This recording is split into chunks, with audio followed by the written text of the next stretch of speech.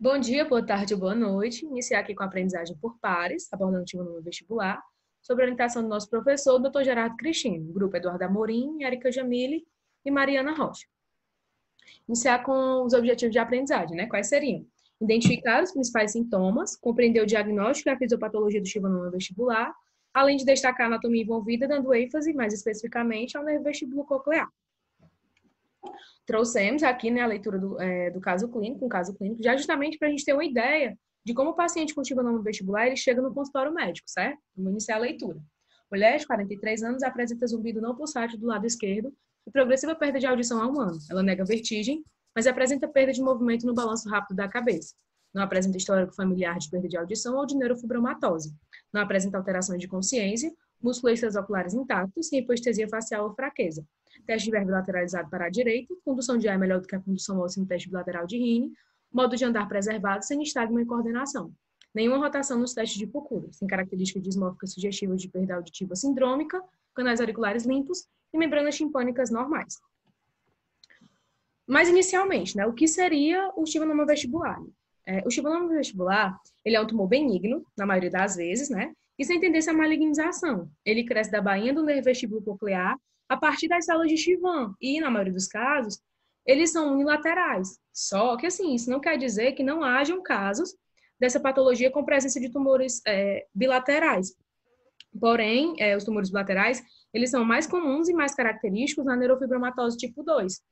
O chivanoma vestibular ele é um dos tumores intracranianos mais comuns e de crescimento lento, né?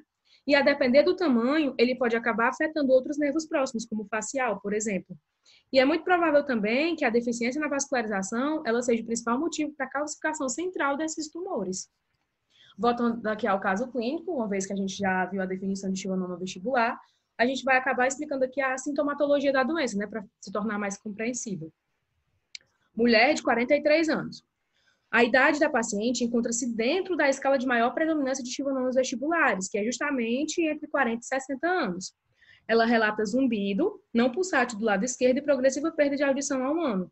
Ambos os sintomas, eles são característicos e sintomas chaves no diagnóstico do chivanoma vestibular.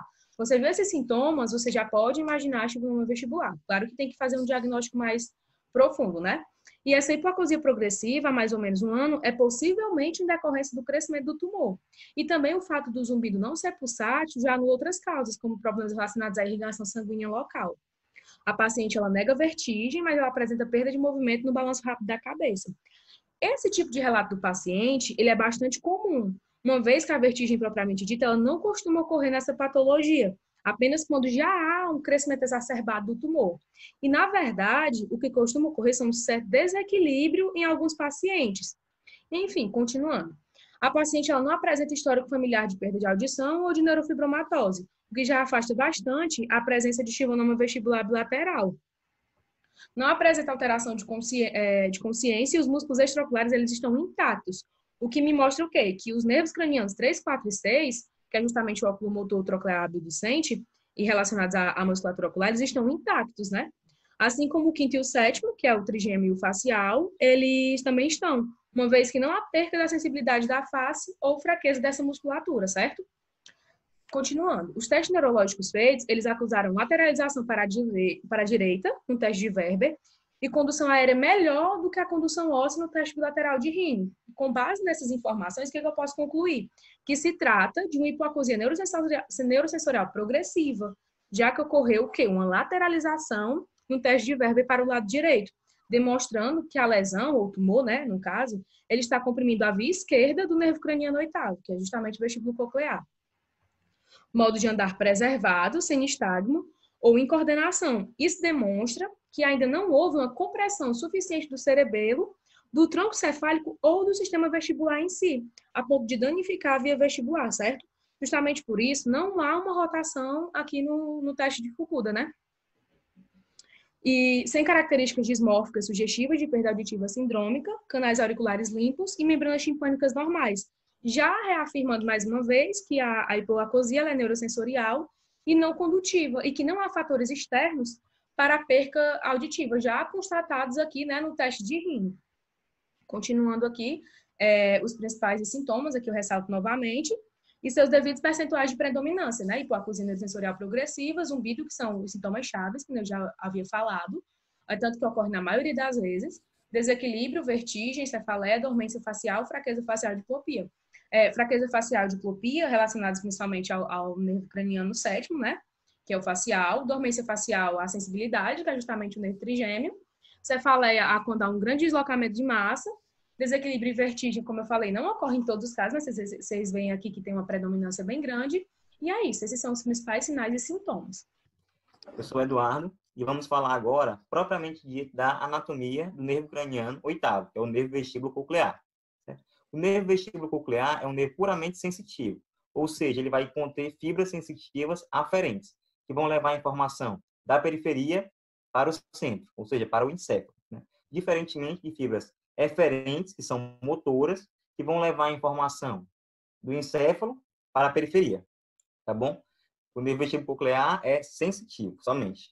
O trajeto dele é composto por duas partes, né? Ele vai ter o componente extracraniano e o componente intracraniano, né? No componente extracraniano, eu vou ter início o nervo no vestíbulo, que vai sair o nervo vestibular, certo? E a segunda parte do nervo vem do nervo coclear, né? Da cóclea, nervo coclear ou auditivo. O nervo coclear e o nervo vestibular vão se fundir, formando o nervo vestíbulo coclear, certo? No componente intracraniano, eu vou ter tanto o nervo vestíbulo coclear, quanto o nervo facial, que é o sétimo par, entrando pelo meato acústico interno ou conduto auditivo interno. Dando prosseguimento aqui, a gente vê essas imagens, certo? Nessa imagem superior à esquerda, a gente vê tanto o nervo facial, quanto o nervo vestíbulo coclear, né, que é formado pela fusão do nervo vestibular, que vem do vestíbulo, e do nervo coclear, que vem da cóclea, né, esse órgão em espiral, também chamado de órgão de Curti. O nervo vestíbulo coclear, aqui a gente vê o trajeto dele, nessa imagem à direita, certo? Vai fazer sinapse com os núcleos vestibulares e cocleares no tronco encefálico, né? Mais precisamente na transição bulbopontina. A gente vê aqui uma imagem tanto histológica quanto uma peça real, certo? Anatômica, da transição entre o bulbo e a ponte. Aqui, nessa imagem histológica, a gente vê tanto o nervo facial, sétimo par, quanto o nervo vestíbulo coclear, que é o oitavo, quanto os núcleos vestibulares e cocleares. Né? No núcleo vestibular, a gente vê o núcleo vestibular medial e o inferior, e nos núcleos cocleares, a gente vê o núcleo coclear dorsal e o ventral. Dando continuidade, a gente vai agora falar do diagnóstico e da neuroimagem, certo? Deixando essa parte de anatomia, essa parte mais básica. Vamos falar agora do diagnóstico. Aqui a gente vê a base do crânio, certo? Retirada calvária. Temos a fossa craniana anterior, fossas cranianas médias ou temporais e fossa craniana posterior, certo? Forame magno e diversos outros forames na base do crânio, onde passarão nervos e vasos. Dando enfoque para esse forame, que eu estou apontando agora, que é o meato acústico interno ou conduto auditivo interno, certo? Dando continuidade aqui, certo? No próximo slide, a gente já vê o que eu havia mostrado para vocês. O nervo facial, certo? A gente vê raiz motora do nervo facial e o nervo intermédio, que é o componente sensitivo do nervo facial. E vê também o nervo vestíbulo coclear, formado pelo nervo coclear, que vem da cóclea, e o nervo vestibular, que vem do vestíbulo, tá certo? Fazendo aqui sinapse com os núcleos vestibulares e cocleares na transição bulbopontina. No próximo slide, a gente já vê a patologia propriamente dita, que é o schwannoma vestibular, né? Também chamado de neuroma acústico ou neurinoma acústico, certo? Esses dois nomes que eu disse depois são pouco usados, né? O que a gente utiliza mais atualmente é o schwannoma vestibular. E esse schwannoma vestibular, ele vai ser desenvolvido a partir principalmente do nervo acústico, certo? Que ele vai causar uma tumoração benigna, certo? Não é um câncer e de progressão lenta, que dentro do osso ele não vai se expandir tanto, certo? Por causa do pequeno espaço, mas na cisterna, certo? Ele vai se expandir, comprimindo a ponte e o cerebelo que estão perto. No próximo slide, a gente já vê uma imagem de uma ressonância magnética, certo? Que é o exame de preferência para diagnosticar o schwannoma, tá bom? Aqui na esquerda a gente vê um corte coronal e na direita um corte axial, e a gente vê essa mancha esbranquiçada, que é justamente o schwannoma vestibular, certo? Ele aqui comprimindo a ponte e o cerebelo, uma região chamada ângulo ponto cerebelar. Então, se tiver essa massa comprimindo o ângulo ponto cerebelar, desconfie logo, pode ser, tem quase totalmente de certeza de ser um schwannoma vestibular. Na próxima imagem, a gente já vê uma tomografia computadorizada, certo? E a gente vê esse alargamento do conduto auditivo interno. Tá bom? Aqui no lado direito. Isso aí vai acontecer porque o nervo acústico, vai ter a tumoração, ele vai comprimir os ossos e vai causar uma deformação óssea, tá certo? Por isso vai ficar esse alargamento, certo? E os radiologistas, eles costumam pedir esse exame com janela óssea e filtro ósseo, justamente para facilitar a visualização do schwannoma vestibular. O schwannoma vestibular, ele tem um diagnóstico diferencial com o meningioma. Só que o meningioma ele não costuma entrar dentro do conduto auditivo interno e realizar esse alargamento, certo? Isso é quem faz, é o schwannoma vestibular. E é isso aí. Oi, meu nome é Mariana e eu vou falar para vocês um pouco dos aspectos fisiopatológicos. Os schwannomas vestibulares, eles são originários de uma divisão vestibular do oitavo par do nervo craniano, como os meninos tinham falado. Frequentemente surgem perto do gânglio vestibular, a escarpa, e podem expandir-se correndo no canal auricular, lateralmente, e comprimindo o tronco cerebral medialmente. A tumorogênese do schwannoma, ele resulta da diminuição da expressão ou atividade da proteína Merlin, e os schwannomas também são bem circunscritos por uma pseudocápsula e contêm uma substância bifásica, que ela pode ser classificada com 2 padrões. O padrão Anthony A, que são os tumores mais densos, e o padrão Anthony B, que são os tumores mais frouxos. Agora eu vou falar um pouco sobre a consistência do tumor. Os tumores pequenos, eles tendem a ser sólidos, mas os tumores grandes demonstram uma degeneração cística, que podem ser acompanhados por áreas hemorrágicas e, tipicamente, sem calcificação.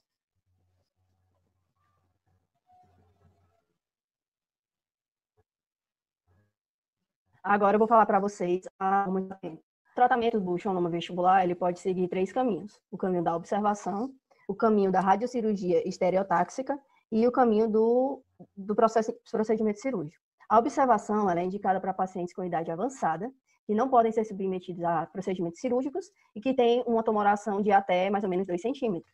Porque, como foi falado, o schwannoma vestibular ele é um tumor que não tem um crescimento muito grande. Então, dá para fazer essa observação. Foi constatado no estudo, um período de observação durante 5 anos, aproximadamente 2/3 dos tumores não cresceram e cerca de 1/2 dos pacientes mantiveram a sua audição, sendo que a hipoacusia inicial prevê uma maior chance de perda auditiva ao longo do tempo, devido ao crescimento do tumor.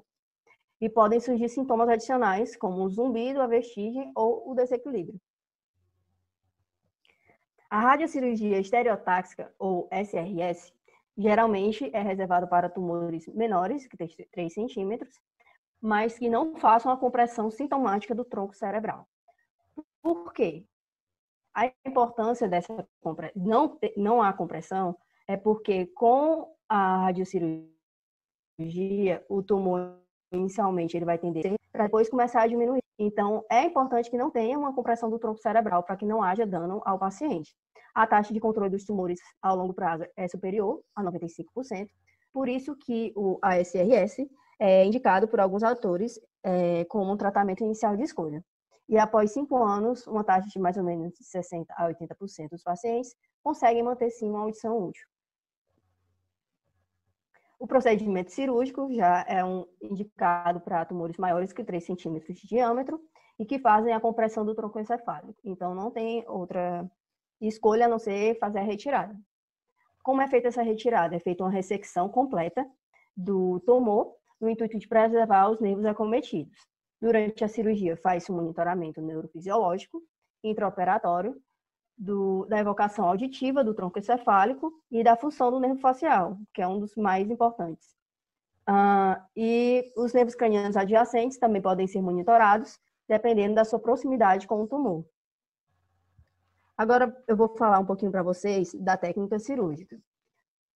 Ela é realizada uma craniotomia da fossa média, com a monitoração neurofisiológica e intraoperatória. O paciente normalmente ele está em decúbito dorsal, com rotação do ombro e cabeça virada contralateralmente, paralelamente para o chão.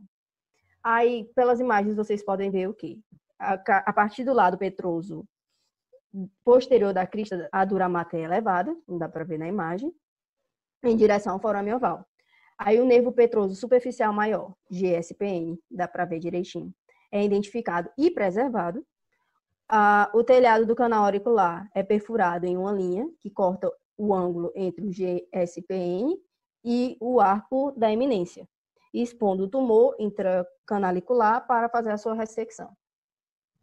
E dando prosseguimento aqui, a gente tem a demonstração do acesso via fossa média e do acesso retrosigmoide ilustrados. Temos aqui também uma imagem, uma cirurgia real, né? Dando ênfase em algumas estruturas.